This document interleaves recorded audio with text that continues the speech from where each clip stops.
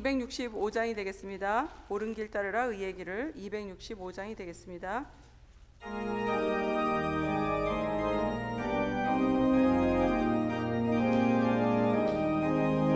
옳은 길 따르라 의의 길을 세계 만민이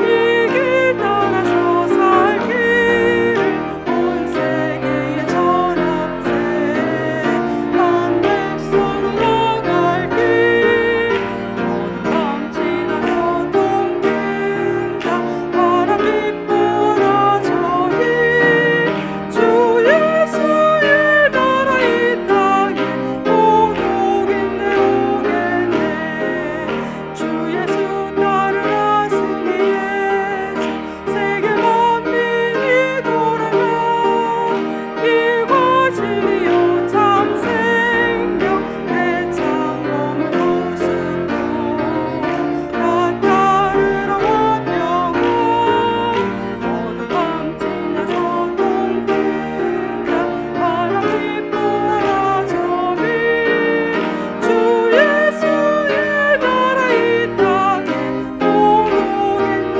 오겠네 놀라운 이 소식 알리어라 세계 만민을 구하려 내 주 예수를 보내신 참 사랑의 하나님 만 백성이 따르길 어둠 밤 지나서 동든다 바람 빛보라 저리 주 예수의 나라 이 땅에 곧 오겠네 오겠네 고난길 해치고 찾아온 많은 백성을 구하길 모두 나와서 믿어라 온 세상이 마침내 이 진리에 살겠네 어둠 밤 지나서 동든다 바람 빛보라 저리 주 예수의 나라 이 땅에 곧 오겠네 오겠네 아멘. 인침을 받은 자의 시온산 새 노래 부르시겠습니다.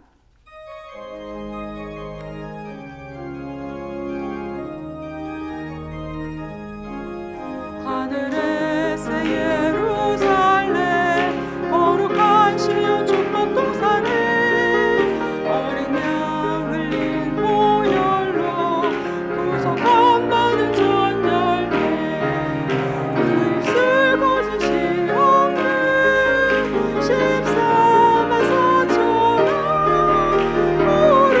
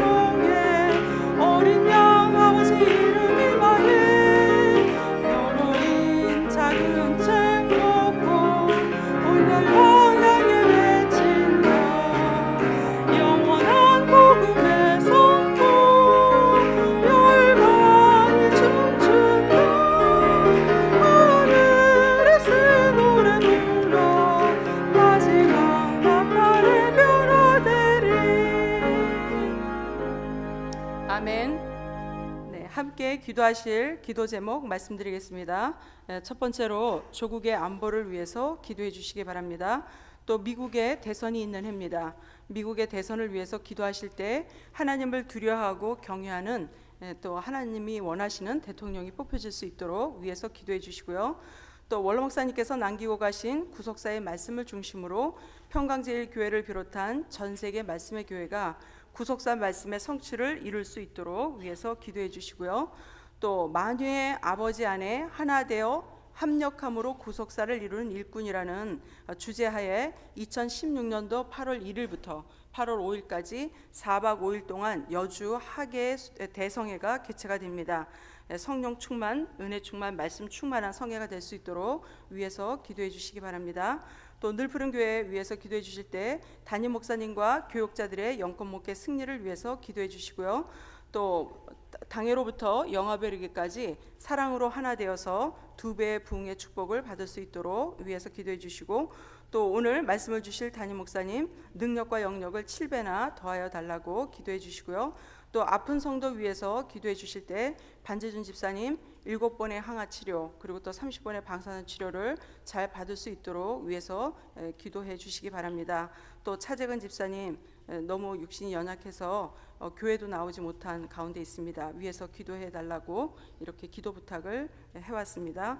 또 김정희 권사님 위해서 기도해 주시고, 또 군 복무 중인 미가엘 청년들을 위해서 기도해 주시고, 또 각자 가지고 나오신 기도 제목 오늘 마무리 기도는 서연아 권사님께서 해주시겠습니다. 361장 부르시고 아멘 할렐루야 삼창하시고 기도하시겠습니다. 361장이 되겠습니다.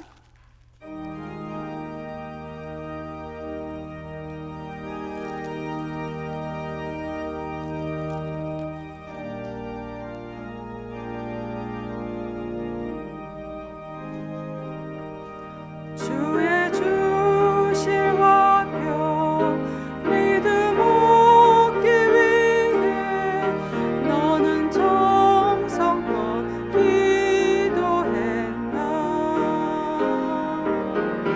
주의 제단 앞에 모두 바치기 전 복을 받을 줄 생각하라. 주의 제단에 선지서 드린 후에 주의 마음을 주장하여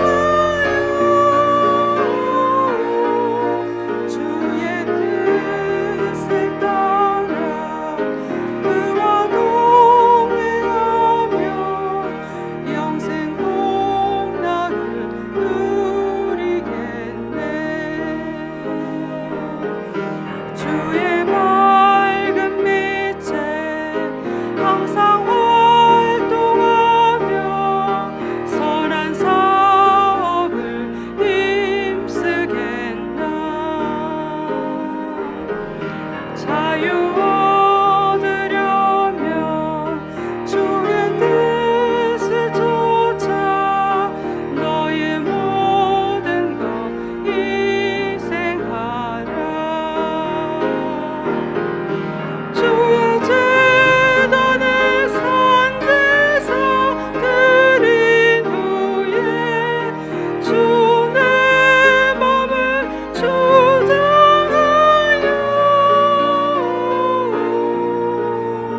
주의 뜻을 따라 그와 동행하면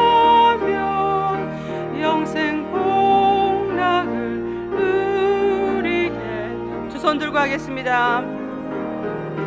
주의 제단 앞에 모두 바친 후에 주와 온전히 사귀겠네.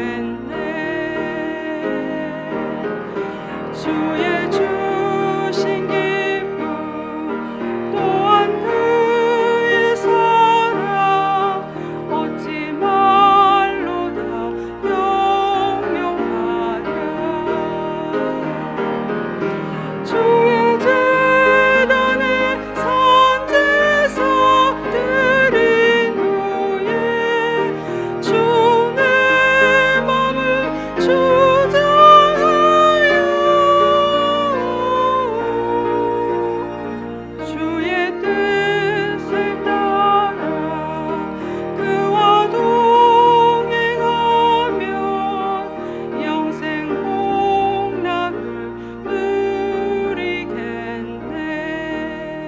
아멘 할렐루야 3청 하시겠습니다. 아멘 할렐루야 아멘 할렐루야 아멘 할렐루야. 참으로 좋으신 아버지 감사합니다.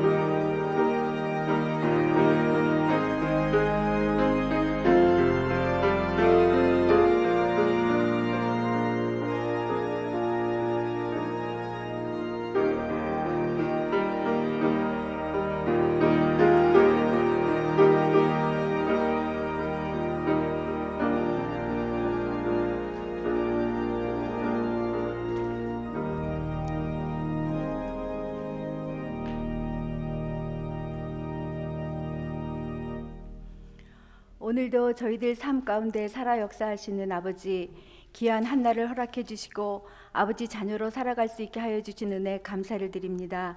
아버지께서 인생을 지으신 목적이 영광을 받으시기 위함이라 하셨건만 저희들 오늘 하루의 삶을 돌아보며 얼마나 아버지께 영광을 돌리며 살았는지요. 저희들의 못남과 부족을 용서하여 주시옵소서. 저희들의 믿음과 삶을 당신께서 주신 말씀으로 깨닫게 하여 주시옵시고 그 귀한 말씀에 비추어 저희 믿음의 밝은 빛의 은혜가 임하게 도와주시옵소서. 20여 년 전 당신이 세우신 늘푸른 교회 말씀의 센터라 명하셨습니다. 그리고 아버지께서 예정 가운데 저희들 말씀의 센터의 주인공임을 예비하신 줄 믿습니다. 박종서 목사님 또한 예비하신 줄 믿습니다. 저희들 이제야 아버지 뜻과 섭리를 헤아려 드림을 고백합니다. 당신께서 명하신 그 뜻을 받들어 뉴욕 땅의 말씀의 센터가 굳건히 설 수 있게 저희들 노력에 노력을 더할 것입니다. 이제야 뉴욕 땅에서 아버지 소원을 이뤄드리며 온 열방을 모으며 열방이 춤추며 말씀을 향해 몰려올 때 그 귀한 역사의 산증인의 몫을 담당하는 저희 목사님과 저희들 모두가 되게 하여 주시옵소서. 옛날을 기억하라 명하신 그 말씀 앞에 저희들 당신께 말씀을 배우며 함께 먹고 마시며 행복했던 그날들을 기억합니다. 당신과 함께했던 그날들, 추억할 것이 있는 저희들이 얼마나 귀한 자들인지를 깨달았습니다. 옛 선조들의 동시대를 살며 신앙 전수가 있었듯이 당신도 저희들에게 오직 말씀의 전수를 가르치셨습니다. 저희들 받기만 했음을 고백합니다. 그 받은 사랑이 지금 저희들에게 얼마나 큰 힘인지요. 저희 삶의 전부임을 또한 고백합니다. 아브라함의 믿음을 하시고 분명 이길 수 있는 시험을 주시는 아버지, 저희들 다시 한번 기억하라 하신 말씀에 자신을 되돌아보며 아버지를 기쁘시게 하는 귀한 자들로 거듭나게 은혜 내려 주시옵소서. 깨어 있으라 하신 말씀이 지금 저희들에게 하시는 말씀이었습니다. 지식이 없으므로 망하는 백성들이 되지 말고 힘써 아버지를 아는 자들이 되기를 원하셨던 아버지, 받은 말씀에 나를 비추어 옳은 것이 어떠한 것인지 이 자리에 계신 성도들 모두 분명히 알았고 깨달았습니다. 이 또한 아버지의 권능의 손아의 역사였음에 감사뿐임을 고백합니다. 사명 감당을 위해 목사님과 함께 달려가는 저희들 되게 하여 주시옵소서. 남의 티끌을 보기보다는 나의 들보를 보게 하시며 당신께서 베푸신 나눔과 사랑을 흉내라도 내보는 저희들 믿음 되게 하여 주시옵소서. 온전한 믿음을 보인 아브라함처럼 저희들 하나님의 버치라 칭호를 들을 수 있게 노력하는 자들로 붙잡아 주시옵소서. 나그네로 있을 때 두려움으로 지내라 하신 그 귀한 명령을 다시 새겨보며 질주만이 있게 도와주시옵소서. 아버지, 저희 대한민국 분명히 말씀의 선민들이 기도하는 나라입니다. 올바른 지리자와 살아 역사하시는 하나님이 함께 하시기에 세계의 중심이 될 줄 믿습니다. 대한민국이 올바로 하나님의 계획대로 움직일 수 있게 도와주시옵소서. 세상이 혼란하고 기근과 테러와 공포 속에 있지만 진노하심도 하나님의 사랑임을 배웠습니다. 올바로 가라고 명하시는 그 진노 앞에 저희들 엎드리는 산 믿음을 허락해 주시옵소서. 또한 미국 땅 대선에서도 분명히 아버지의 뜻에 합당한 치리자가 나올 줄 믿습니다. 하나님을 경외하며 두려워하는 믿음의 치리자가 나올 수 있게 도와주시옵소서. 이번 또 여름 수련회가 8월 1일부터 8월 5일 여주 연수원에서 있습니다. 평화스러운 희선동산에 울려 퍼지는 말씀의 잔치에 온 열방이 달려오며 온 세계를 살리는 수련회가 될 줄 믿습니다. 위하여 애쓰시는 많은 손길들 위해 눈동자와 같이 지켜주시고 보호하여 주시옵소서. 이 시간 군 복무 중인 미가엘 청년들, 아버지께서 머리 털 끝 하나 상하지 않는 사비부의 보호하심으로 임하게 도와주시옵소서. 또한 환우들이 있습니다. 차재근 집사님, 반재준 집사님, 김정희 권사님, 이 시간 마르지 않은 피 묻은 손의 역사로 치유의 은혜가 내려지게 도와주시옵소서. 나음이 있게 도와주시옵소서. 저희 늘푸른교회 비전을 향해 달려 나아갈 때에 담임 목사님, 교역자, 당회, 어린 심령에 이르기까지 나의 달려갈 길과 복음 증거와 받은 사명에 생명을 조금도 귀한 것으로 여기지 않았던 사도 바울의 고백이 저희들의 고백이 되기를 원하옵니다. 나의 생각은 소멸시키며 오직 아버지의 계획과 뜻을 쫓아 충성하며 순종을 다짐하는 헤세드의 믿음을 갖기를 소원합니다. 인간의 편안함이 아니라 아버지를 편케 모시는 아버지께서 머무르시는 귀한 성전이 되게 하여 주시옵소서. 모든 것을 다 이뤄드림으로 아버지 본래의 자리로 올려드리는 저희들 되게 하여 주시옵소서. 오늘도 귀한 말씀으로 저희들에게 은혜를 주실 목사님 위에 영육간의 강건함을 허락하여 주시옵시고 받는 저희들 오로지 은혜만을 나누는 귀한 한 예배가 될 수 있게 도와주시옵소서.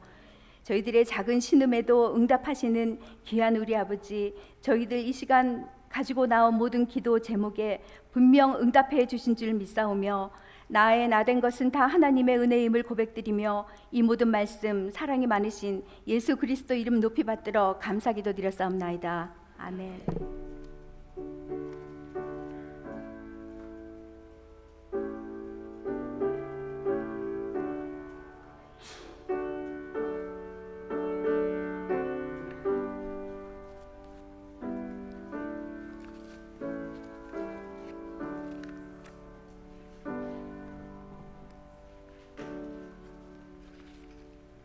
네, 은혜 받으실 말씀 본문 보도록 하겠습니다. 본문 말씀은 마태복음 1장 6절에서 11절 말씀의 내용이 되겠습니다. 마태복음 1장 6절에서 11절 말씀까지 되겠습니다. 마태복음 1장 다 펴신 줄 알고 6절부터 11절까지 한 절 한 절 교독해 보도록 하겠습니다.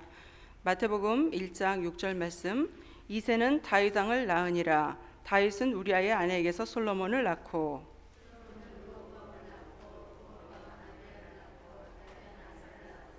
아사는 여호사밧을 낳고 여호사밧은 요람을 낳고 요람은 우시야를 낳고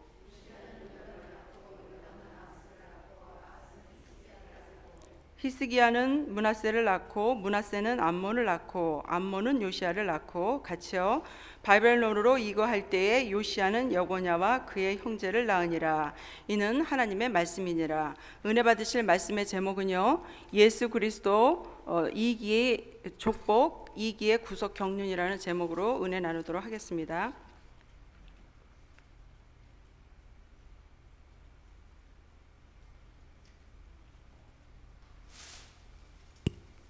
할렐루야.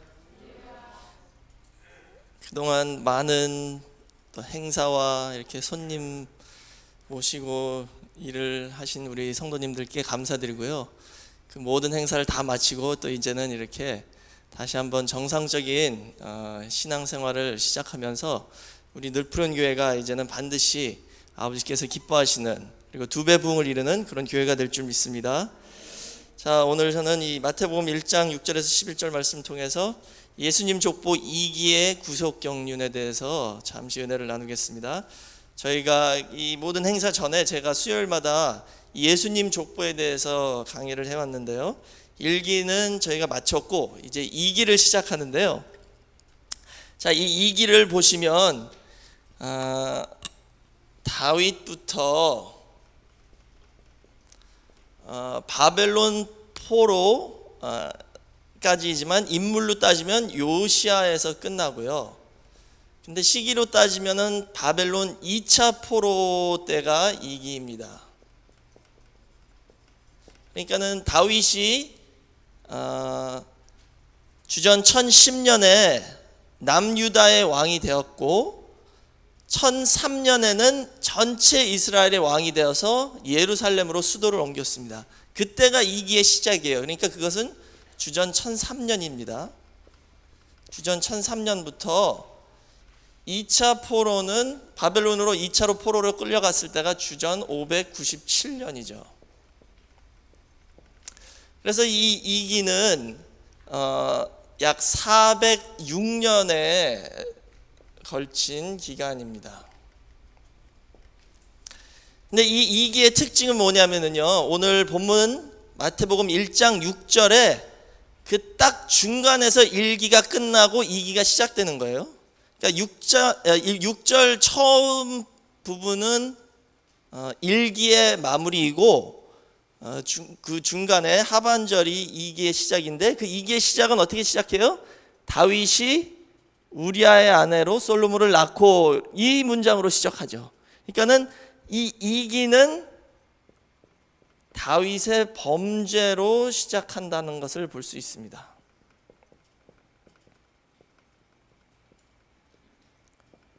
이 기는 다윗의 범죄로 시작해요. 별로 좋지 않죠. 그러니까 이 예수님의 족보 2기는요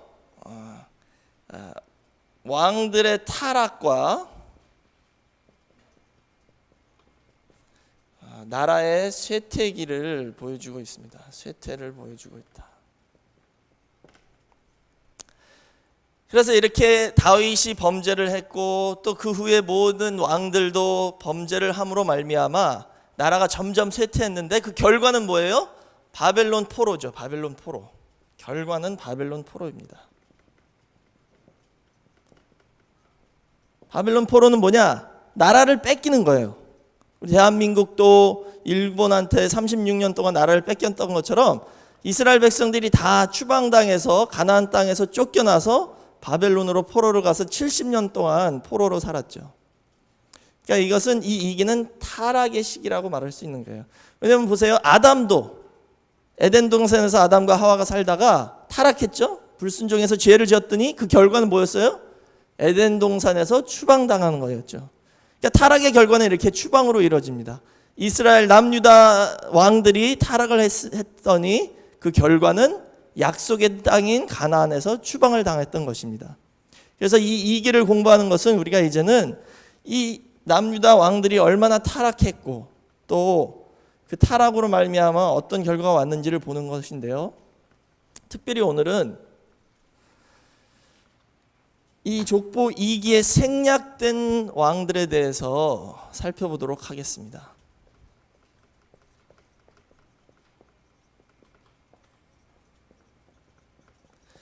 이 족보를 읽으시면 뭐 거기에 생략이 있는지 없는지 우리가 알 수 없죠.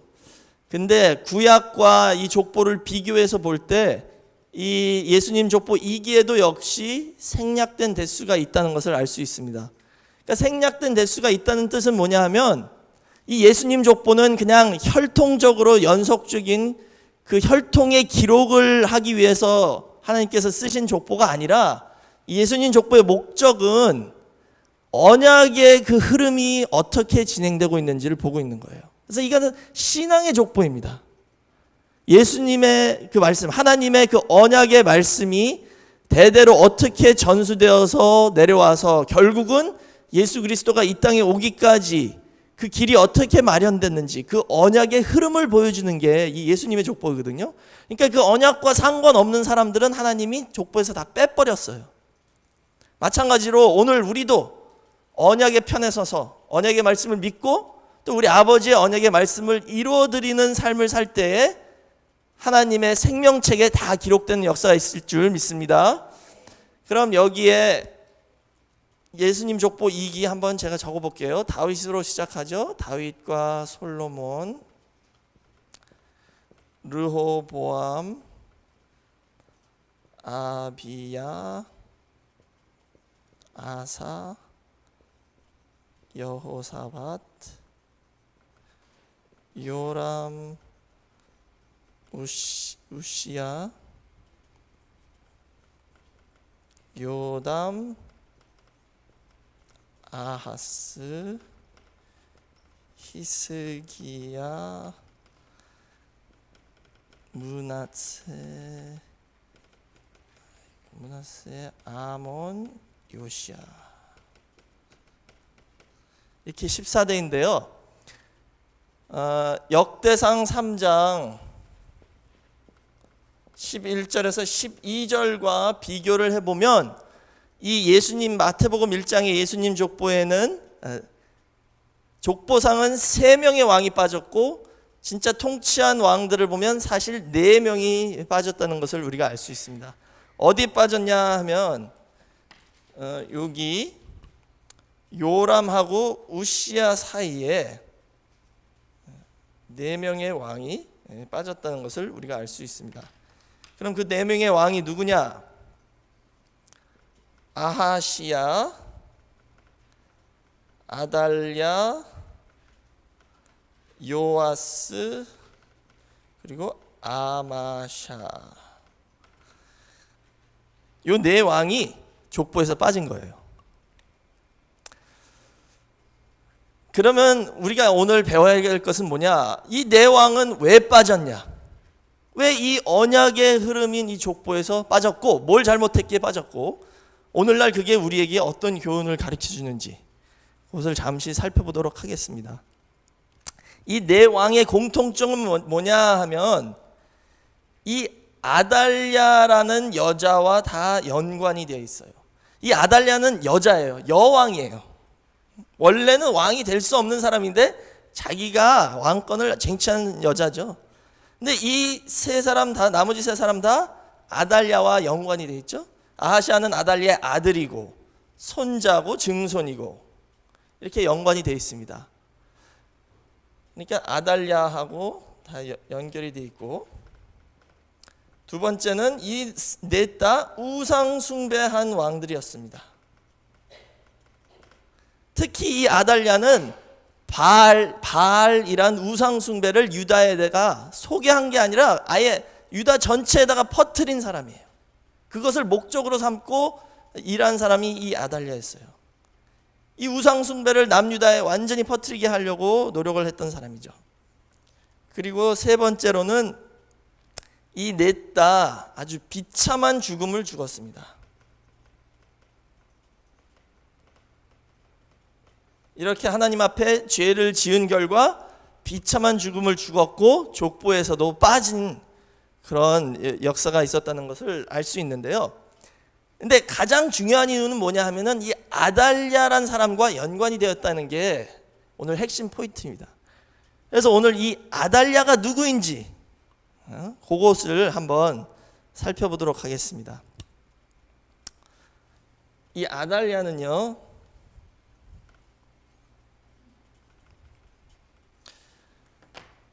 요람의 아내였죠. 아달랴가 요람의 부인이었는데, 이 아달랴의 족보를 한번 따져볼게요.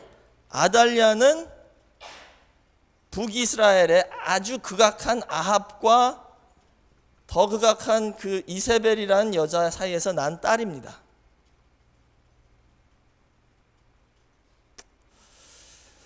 근데 이 이세벨은 어떤 여자냐? 이방 여인이었죠. 이스라엘 백성이 아닙니다. 이세벨은 시돈 왕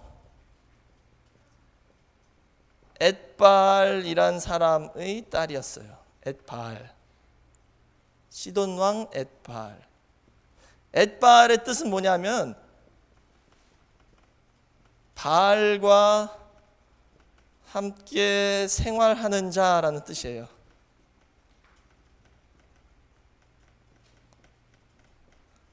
이 이름만 봐도 벌써 이 사람은 나쁜 사람이라는 거 알겠죠? 바알과 함께 생활하는 자.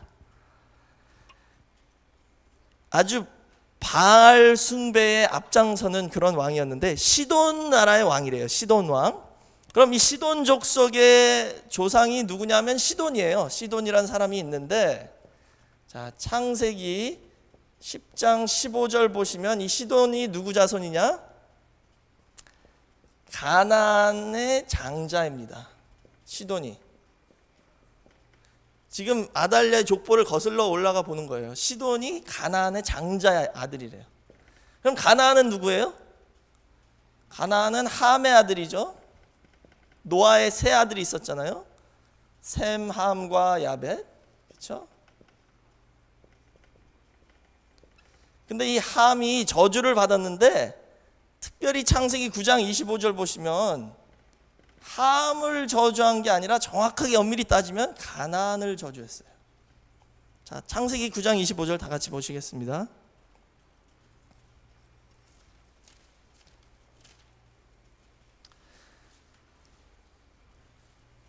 자, 창세기 9장 25절 다 같이 읽겠습니다. 시작. 이에 가로되 가나안은 저주를 받아 그 형제들의 종들의 종이 되기를 원하노라. 그랬죠? 이 노아가 셈은 축복하고 영적인 축복을 줬고 야벳에게는 물질적인 축복을 줬는데 함은 저주하는데 그 특히 가나안을 저주했어요. 근데 이 저주받은 가나안의 장자인 시돈, 시돈의 그 후손들 중에 왕이었던 엣발의 딸이 이세벨이고, 그 이세벨이 이스라엘의 아합과 결혼을 해서 난 딸이 아달랴인데, 그 아달랴가 남유다의 여왕으로 들어온 거예요. 복잡하죠? 근데 이게 문제의 시작입니다. 자, 보세요. 창세기 6장 1절에서 3절 보시면 노아 때의 홍수 심판의 원인은 뭐였죠? 거기 2절 보시면은 거기 그렇게 나와 있어요. 하나님의 아들들이 사람의 딸들의 아름다움을 보고 자기 마음대로 결혼했대요. 그게 홍수 심판의 원인이었습니다. 하나님의 아들들이 사람의 딸들의 아름다움을 보고 자기 마음대로 그냥 좋은 사람 취해가지고 결혼한 거예요. 근데 거기 하나님의 아들이 나오고, 하나님 아들들이 나오고, 사람 딸들이 나오죠. 이거에 대해서 학자들이 여러 가지 해석을 하지만 정확한 해석은 뭐냐면요, 하나님의 아들들은 셋 계열의 자손을 의미합니다. 그 당시에 셋 계열의 자손들, 신앙의 자손들, 하나님을 믿는 자손들을 의미하고, 여기 사람의 딸들은 가인 계열을 의미하는 것이죠. 하나님을 떠난 가인의 후손들, 불신앙의 자손들을 의미하는 거예요. 근데 이 두 계열이 서로 결혼하기 시작해서 섞이니까 문제가 생겼다는 거예요. 하나님은 그 신앙의 순수성을 원했는데 이 신앙 있던 백성들이 안 믿는 가인 계열의 딸들하고 또 자손들하고 결혼을 해서 죄를 짓기 시작하니까 하나님이 거기에 너무 분노하셔서 홍수 심판을 보내셨다는 거죠. 지금 여기도 마찬가지예요. 지금 순수성을 지켜야 할 이 남유다의 왕들의 족보에 이 가나안의 후예가 들어와서 문제를 일으킨다는 것을 볼 수 있습니다. 그래서 이것은 결혼이 얼마나 중요한 건지를 먼저 가르쳐 주죠. 그래서 항상 원로 목사님께서 그러셨잖아요. 믿지 않는 사람들하고 결혼하지 말라고. 우리 자녀들 믿지 않는 사람하고 결혼시키지 말라. 나중에 전도해 오겠다 그랬는데 그게 그렇게 쉽지 않잖아요. 깨끗한 물 한 컵에 먹물 한 방울만 들어가도 시커매지잖아요. 그렇죠? 그런 거나 마찬가지입니다. 우리의 선한 믿음의 마음은 세상에 악한 것 조금만 들어와도 그게 다 변질될 수 있다는 거예요. 그렇기 때문에 이게 우리가 지금 육신적으로 꼭 결혼하는 것도 해당되지만 여기에 또 더 깊은 의미가 있다는 것을 기억하시면서 오늘 이 말씀을 통하여 신앙의 순수성을 지키는 우리 늘푸른 교회 성도가 다 되시기를 주의 이름으로 축원하겠습니다. 그럼 이 아달랴의 족보를 살펴봤는데요. 아달랴가 그럼 어떤 일을 했는지 잠시 살펴보겠습니다. 아달랴.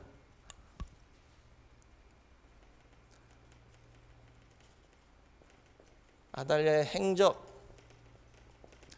어떤 일을 했냐면요. 우선 작은 첫 번째로 아합의 길을 걷게 했다. 아합의 길을 가게 했다. 이 남유다에 들어와서 남유다는 그래도 북이스라엘보다 신앙이 좀 있었던 나라인데 남유다에 와서 북이스라엘 중에 가장 악했던 자기의 아버지인 아합의 길을 이 유다 백성들이 걷게 만들었던 게 아달랴의 행적이에요. 그럼 아합이 어떤 사람인지 알아야겠죠? 아합은 너무나도 악한 왕이었는데요. 구속사 시리즈 보시면 거기에서 그 중에 한 가지 죄를 찝어서 이렇게 말씀하고 있어요. 왜냐하면 그게 그 죄가 그냥 보기에는 그렇게 큰 죄 같지 않은 것처럼 보이지만 상징적으로 또 영적으로 봤을 때 그 죄가 그 아합의 속성과 또 아달랴의 속성을 잘 보여주고 있습니다. 그럼 그게 뭐냐 하면은 나봇의 포도원을 뺏은 그 사건입니다. 기억하시죠? 아합이 그 왕궁 근처에 나봇이라는 사람이 포도원을 가지고 있었어요. 그게 탐난 거예요. 그래서 그거 달라고 그랬더니 못 주겠다. 그러니까는 이세벨이 그것을 가서 뺏어서 갖다 줬어요. 자, 왕상 21장 1절에서 3절 한번 읽어보겠습니다.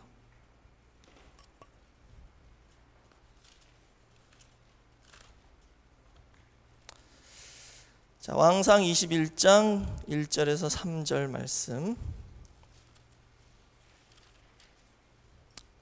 제가 읽겠습니다. 왕상 21장 1절에서 3절. 그 후에 이 일이 있으니라. 이스라엘 사람 나봇이 이스라엘에 포도원이 있어 사마리아 왕 아합의 궁에서 가깝더니 아합이 나봇에게 일러 가로되 내 포도원이 내 궁 곁에 가까이 있으니 내게 주어 나물밭을 삼게 하라. 내가 그 대신에 그보다 더 아름다운 포도원을 내게 줄 것이요 만일 합의하면 그 값을 돈으로 내게 주리라. 나봇이 아합에게 말하되 내 10조의 유업을 왕에게 주기를 여호와께서 금하실지로다 하니. 그랬죠? 자 보세요. 아합이 그냥 뺏으려고 그런 게 아니라 돈 주겠다 그랬는데 나봇은 뭐라고 그래요? 이 10조의 유업을 팔 수 없다. 그건 하나님께서 금하신 거다. 제가 그때 처음에 와서 고엘에 대해서 설명드렸죠. 그러니까 이스라엘의 법은 뭐냐? 하나님이 여호수아를 통해서 이스라엘이 가나안 땅에 들어와서 점령을 하게 하셨죠. 하나님께서 약속하신 땅이에요. 그래서 가나안 땅을 12지파 다 나눠서 분배를 했습니다. 그럼 그 12지파 안에서도 각 가문별로 하나님께서 주신 기업으로 땅을 받은 거예요. 하나님께서 그것은 너의 영원한 땅이다. 너의 영원한 소유다라고 약속하신 거예요. 그 뜻은 뭐냐면은 이것은 하나님 나라의 상징인 약속의 땅이기 때문에 절대 그 땅은 팔면 안 돼요. 왜? 그 땅의 주인은 하나님이니까 하나님이 내가 너희에게 준 거야. 그냥 기업으로, 유업으로. 절대 팔지 마. 그래서 이것을 팔 수가 없게 된 거예요. 그래서 고엘 제도라는 것까지 만들었잖아요. 뭐냐, 빚져서 그 땅을 뺏기면 가장 가까운 친척이 와서 갚아서 그것을 다시 회복해 줘야 되는 게 하나님의 명령이었습니다. 그 정도로 철저하게 지키게 명하신 건데, 이 아합은 그 하나님 말씀 다 무시하고 내가 원하니까 그냥 줘, 돈 줄게, 이런 식으로 나온 거죠. 근데 여기에는 더 큰 또 깊은 의미가 있습니다. 이 포도원 대신 자기가 뭘 만들겠다고 그랬어요? 나물밭을 만들겠대요. 히브리어로 간 아라크입니다. 야라크입니다. 간 야라크. 여기 간이라는 단어는 에덴 동산 할 때 동산이란 뜻도 되고요, 정원이란 뜻이에요. 그러니까 자기가 왕이 채소밭 정원 같은 거 만들어서 거기서 편히 쉴 수 있는 그런 곳으로 만들겠다, 이런 뜻이잖아요. 근데 특히 더 깊게 영적으로 봤을 때 또 다른 의미가 있습니다. 이 야라크란 단어는 자생식물을 의미하는데, 뭐 푸른 풀, 푸른 채소, 이런 의미로 사용되고 있거든요. 그럼 다 창세기 1장 29절에서 30절로 한번 가보겠습니다.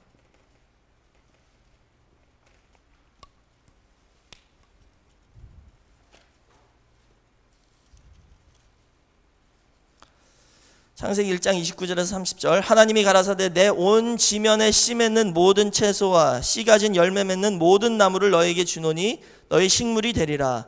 또 땅의 모든 짐승과 공중의 모든 새와 생명이 있는 땅에 기는 모든 것에게는 내가 모든 푸른 풀을 식물로 주노라 하시니 그대로 되니라 그랬죠. 하나님이 인간과 짐승을 창조하신 후에 하신 말씀이 뭐냐? 사람은 씨 맺는 채소와 씨 가진 열매 맺는 모든 나무를 식물로 주셨고, 짐승에게는 푸른 풀을 식물로 주셨다. 여기 푸른 풀이 야라크예요. 야라크. 그러니까 야라크는 뭐냐? 대표적으로 씨가 없는 채소를 의미합니다. 씨가 없는. 그게 대조되고 있거든요. 인간은 씨 있는 채소를 먹고 짐승은 씨 없는 그냥 푸른 풀을 먹어라. 아니 뭐 씨 있는 것만 먹나요? 저희가 다 먹잖아요 지금, 그렇죠? 짐승들도 씨 있는 것도 먹고 없는 것도 먹고. 여기에 다른 의미가 있다는 것이죠. 그럼 여기 이 씨가 없다는 게 중요한 거예요. 지금 야라크는 씨가 없는 채소고, 포도원의 포도는 분명히 씨가 있죠. 자, 누가복음 8장 11절 찾아보겠습니다. 누가복음 8장 11절.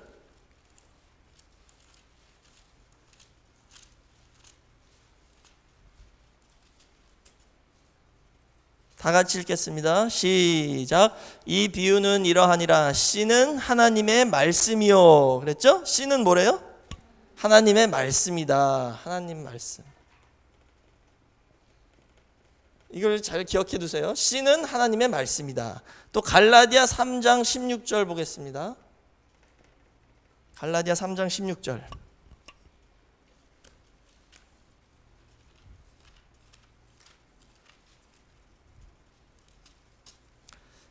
갈라디아 3장 16절 다 같이 시작. 이 약속들은 아브라함과 그 자손에게 말씀하신 것인데 여럿을 가리켜 그 자손들이라 하지 아니하시고 오직 하나를 가리켜 내 자손이라 하셨으니 그리스도라. 여기 한국말로는 자손이라고 번역했는데 그게 씨라는 단어입니다. 씨. 한 씨를 약속하셨는데 그게 그리스도다. 영어로도 seed라고 나와 있죠. 그러니까는 여기 씨는 뭐예요? 예수 그리스도. 하나님의 말씀이 예수님이잖아요. 요한복음 1장 14절에 말씀이 육신이 되어 우리 가운데 거하신 분이 예수님이잖아요. 그렇죠? 그러니까 씨는 말씀이고 바로 예수님입니다. 근데 지금 아합은 그 씨 있는 포도원을 뺏어서 나물밭으로 만들겠다. 씨 없는 채소를 심겠다라는 거예요. 이게 바로 아합의 대표적인 상징적인 죄입니다. 근데 이게 바로 아달랴가 하려고 했던 죄나 마찬가지죠. 그럼 아달랴는 뭐를 했냐? 유다 왕가의 씨를 진멸하려고 했습니다. 씨를 말리려고 했어요. 그게 아달랴가 시도했던 것입니다. 유다 왕가의 씨를 다 없애버리려고. 자기 아들인 아하시아가, 아달랴의 아들인 아하시아가 외삼촌을 병문안 갔다가 예후의 손에서 죽임을 당합니다. 하나님이 예후를 보내서 아합의 가족은 다 씨를 말려버리라고 그러셨어요. 너무 악하니까. 그때에 아달랴 아들인 아하시아가 왕이었는데 병문안 갔다가 거기서 다 죽어요. 근데 그때 생각해 보세요. 그때 아달랴가 이 남유다의 며느리로 들어가지 않았으면 거기서 같이 죽었을 거예요. 근데 이 여호사밧이 한 가지 실수한 게 아들을 이 아달랴 아합의 딸하고 결혼을 시켜가지고 이 악한 여자 하나가 유다에 와 있었어요. 그래서 아합의 왕가가 다 진멸당했을 때 이 여자 하나만 살아남은 거예요. 그래서 그때 자기 아들 아하시아가 죽었다는 소식을 듣고 어떡하냐? 아, 그럼 내가 왕권을 쟁취해야겠다. 그래서 유다 왕가의 씨를 진멸했다라고 나와 있습니다. 자, 우리 다 같이 역대하 22장 10절 말씀 찾아보겠습니다.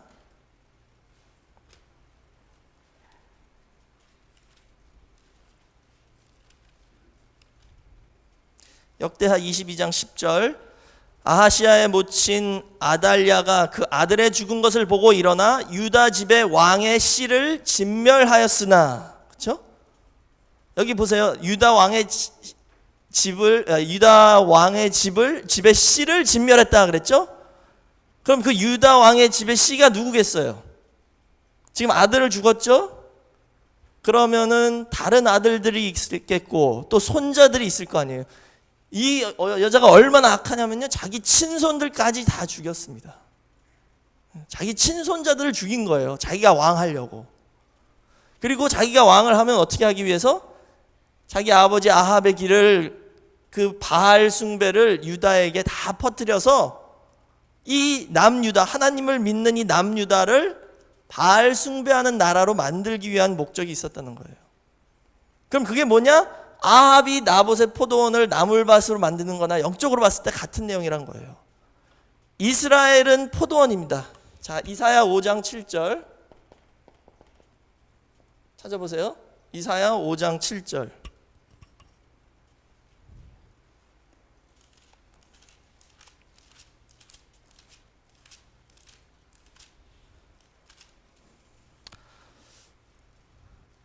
이사야 5장 7절 말씀. 대저 만군의 여호와의 포도원은 이스라엘 족속이요 그의 기뻐하시는 나무는 유다 사람이라. 그들에게 공평을 바라셨더니 도리어 포악이요 그들에게 의로움을 바라셨더니 도리어 부르짖음이었도다. 그렇죠?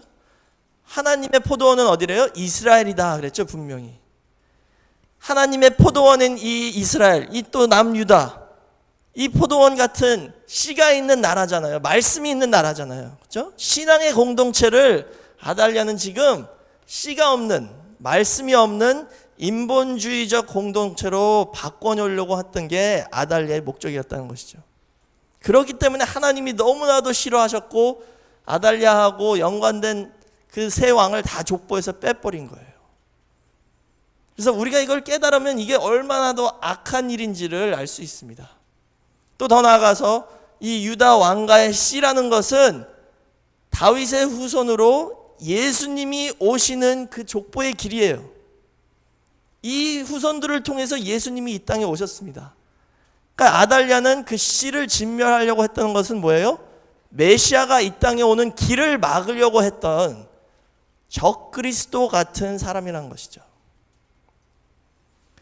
그래서 구속사적 경륜으로 봤을 때 이 아달랴는 마지막 때의 적그리스도, 곧 붉은 용의 예표입니다. 이 아달랴는 적그리스도이며 붉은 용의 예표라는 것이죠. 요한계시록 12장 보시면 헤이븐 여자가 재림하시는 주님을 잉태하려고 했을 때 붉은 용이 와서 어떻게 했어요? 그 잉태하자마자 삼켜 먹이려고 그 앞에 가만히 기다리고 있었다. 거기 4절과 5절에 나와 있죠. 근데 하나님께서 두 날개를 주셔서 피난을 시켜서 무사히 재림하시는 주님이 이 땅에 오실 수 있도록 마련해 주셨는데, 이게 바로 아달랴가 이런 붉은 용, 마지막 때에 일어날 사람의 예표라는 것이죠. 또 예수님이 초림 때도 태어나셨을 때 비슷한 일이 있었죠. 헤롯 왕이 자기가 왕인데 유대인의 왕이 태어났다라고 그러니까는 시기 질투 때문에 어떻게 했어요? 베들레헴 가서 2살 이하의 아이들을 다 죽이라라고 명했죠. 예수님 죽이려고. 마찬가지입니다. 이게 바로 마지막 때 적그리스도 붉은 용의 역사를 우리에게 가르쳐주는 내용이에요. 그럼 오늘날 이게 우리에게는 무슨 상관이 있냐? 지금 이 자리에 앉아 계신 여러분 한 사람 한 사람이 다 유다 왕가의 씨라는 것을 믿으시기 바랍니다. 왜? 말씀이 내 안에 있죠? 씨는 말씀이다 그랬죠? 그럼 여러분이 말씀의 씨알이에요. 근데 이 세상에, 지금 이 세상을 다스리고 있는 그 음녀의 영, 악한 영, 그 적그리스도의 영은 뭐냐? 아달랴 같이 그 씨를 진멸시키려고 하는 거예요. 내 마음속에 있는 씨를. 그랬을 때 우리가 그 말씀을 끝까지 붙잡고 반드시 다윗의 자손인 예수 그리스도가 왕위에 오를 수 있도록 힘쓰고 애쓰는 성도가 되어야 된다는 것을 보여주고 있습니다. 그럼 아달랴가 이렇게 다 죽였을 때 어떻게 이 대가 끊어지지 않고 이어졌죠? 누구? 여호야다와, 그 당시에 대제사장이었어요. 여호야다. 그리고 그의 아내 여호세바가 무슨 일을 했죠? 특히 이 여호세바라는 여자가 유다 왕가의 한씨 요아스라는 아이를, 완전 갓난아기였어요, 몰래 숨겼습니다. 목숨 걸고 아기를 숨긴 거예요. 그래가지고 6년 동안 성전 안에서 키우다가 제7년째 여호야다가 세력을 키워서 반역을 일으키고 아달랴를 죽이고 아기 요아스를 왕위에 올린 거예요. 자, 그 내용 잠깐 읽어보겠습니다. 우리 다 같이 역대하 22장 11절에서 12절 찾아보겠습니다. 역대하 22장 11절에서 12절 말씀 제가 읽겠습니다. 여기 여호사부앗이 여호세바와 같은 이름이에요. 여호사부앗. 11절, 왕의 딸 여호사부앗이 아하시아의 아들 요아스를 왕자들의 죽임을 당하는 중에서 도적하여 내고 저와 그 유모를 침실에 숨겨 아달랴를 피하게 한 고로 아달랴가 저를 죽이지 못하였더라. 여호사부앗은 여호람 왕의 딸이요 아하시아의 누이요 제사장 여호야다의 아내더라. 요아스가 저희와 함께 하나님의 전에 6년을 숨어 있는 동안에 아달랴가 나라를 다스렸더라. 그렇죠? 그다음에 1절 보시면 제7년에 여호야다가 세력을 내어 거기서부터 이제 반역을 계획하는 거죠. 이 여호사부앗이 목숨 걸고 요아스를 숨겨놔서 유다 왕가의 한씨를 살려가지고 그 아이 요아스가 왕위에 오름으로 말미암아 예수님이 오실 수 있는 이 족보가 다시 연결됐다는 것이죠. 그럼 오늘 이 여호세바 또는 여호사부앗이란 그 여자의 신앙을 저희가 본받아야겠죠. 이 여호사부앗이라는 이름의 뜻은 여호와의 언약이란 뜻입니다. 여호사부앗, 하나님의 언약이란 뜻이에요. 그 이름이. 오늘날 이건 무엇을 가르쳐 주냐면 하나님의 언약의 말씀이 오늘 우리의 그 씨를 지켜주신다는 것을 보여주고 있습니다. 또 더 나아가서 예수님 족보에 오르는 사람은 하나님 언약 편에 서는 사람만이 올라갈 수 있다는 것을 보여주고 있죠. 아달랴 같이 하나님의 언약을 막으려고 중단시키려고 하는 사람은 반드시 다 족보에서 빼지만 이 마지막 때 언약 말씀 편에 서서 그 언약 말씀을 믿고 그 언약의 말씀을 이루어 나가고자 우리의 모든 것을 바치는 그런 성도가 바로 여호사밧 같은 성도라는 것이죠. 이 여호야다와 여호사밧은 자기의 생명을 걸고 이 뜻을 위해서 일했습니다. 그런 것처럼 오늘 우리 늘푸른 교회 성도님들도 이제는 우리 아버지의 언약의 말씀에 편에 서서 일하는 그런 성도가 되셔서 반드시 아버지의 말씀을 이루고자 하는 그런 열망을 가지고 결심을 가지고 힘써 일할 때 하나님께서 우리를 다 어린 양의 생명책에 기록해 주시는 복된 역사가 있으시기를 주의 이름으로 축원하겠습니다. 지금 사단은 어떻게든지 아달랴 같이 그 씨를 말리기 위해서 온갖 노력을 다하고 있습니다. 그 에베소서 2장 2절 말씀 보시면요, 지금 그 공중 권세를 잡았대요, 사단이. 지금 이 공중 권세를 잡은 자가 누구예요? 사단이에요. 이 세상을 다스리는 사람은 사단입니다. 그 영의 역사가 아직도 있다라고 에베소서 2장 2절에 분명히 말씀하고 있습니다. 이 아달랴는 그런 음녀의 역사를 예표해 주는 여자입니다.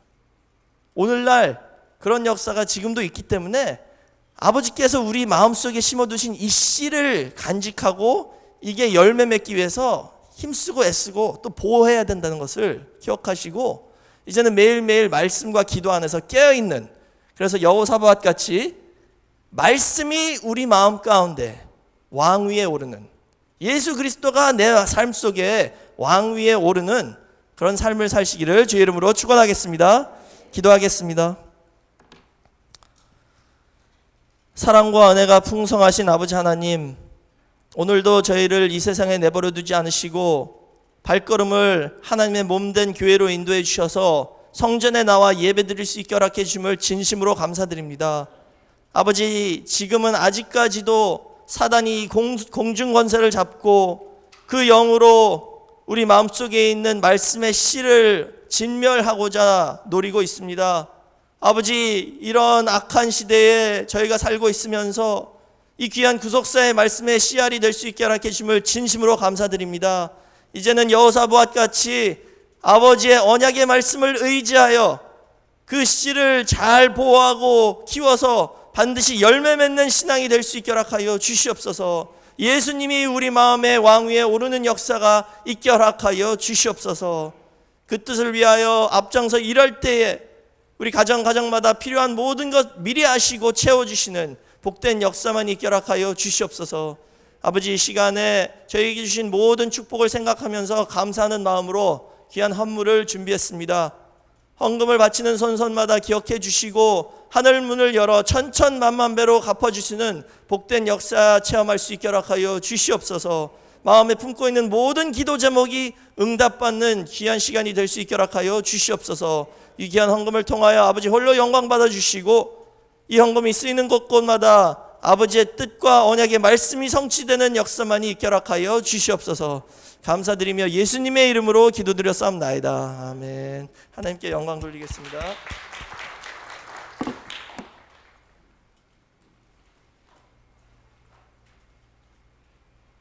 감사합니다. 은혜 많이 받았습니다. 네, 은혜 찬송 399장 부르시면서 헌금하시겠습니다. 399장이 되겠습니다.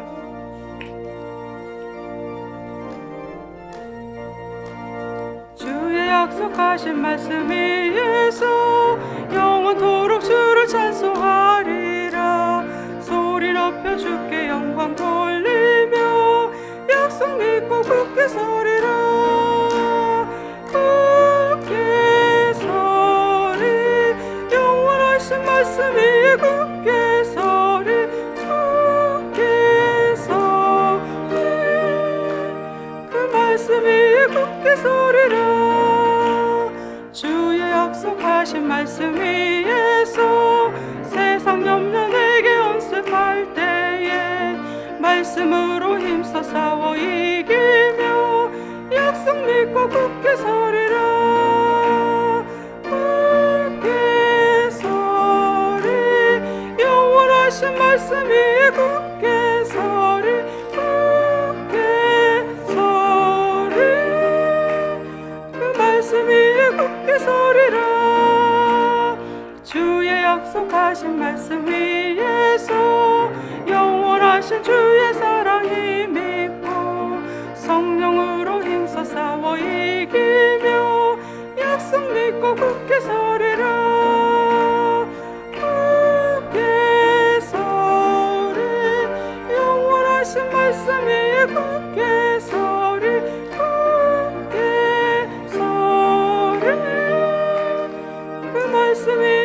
굳게 서리라.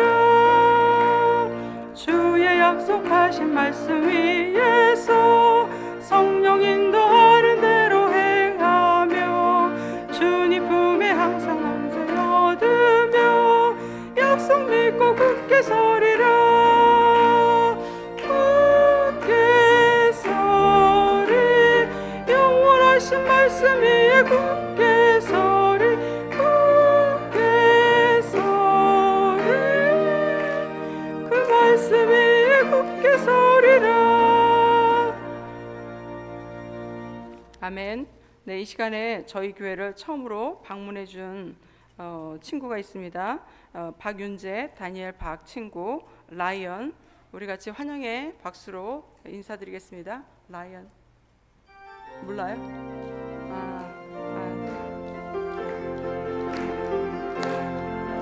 주 이름으로 환영합니다. 형제 안에서 주의 영광을 보며 주 이름으로 환영합니다. 여기 누가 썼어? 네, 광고 말씀드리겠습니다. 네, 이번 주부터는 금요일 찬양 기도회가 없습니다. 네, 금요일 또 늦게 끝나면 그 다음 또 토요일 새벽에 예배 드리는데 지장이 있어서 토요일 새벽 예배에 더욱 힘써 주시기 바랍니다. 또 교회 부흥을 위해서 기도 부탁드립니다. 낙심하여서 나오지 않는 성도를 위해서 기도해 주시기 바랍니다. 또 기도원 학예 수련회를 위한 특별 기도와 관심과 협조를 부탁드립니다. 일시는 8월 25일부터 27일까지 이렇게 학예 수련회, 기도원 학예 수련회 날짜를 정했는데 장소는 아직 구하지 못하고 있습니다. 만약에 구하지 못하면 또 교회에서 해야 되는데 위에서 좋은 장소도 구해질 수 있도록 위에서 기도해 주시기 바랍니다. 다 같이 일어나셔서 찬송가 1장 부르시고 담임 목사님의 축도로 수요 예배 마치기로 하겠습니다.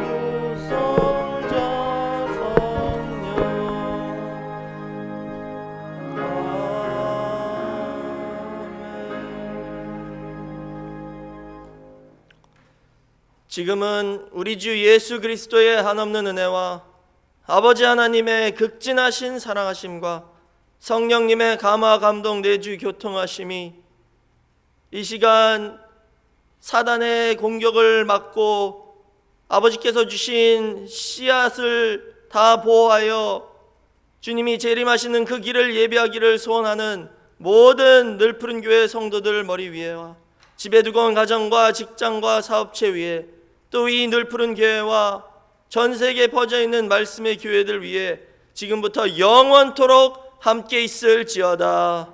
아멘.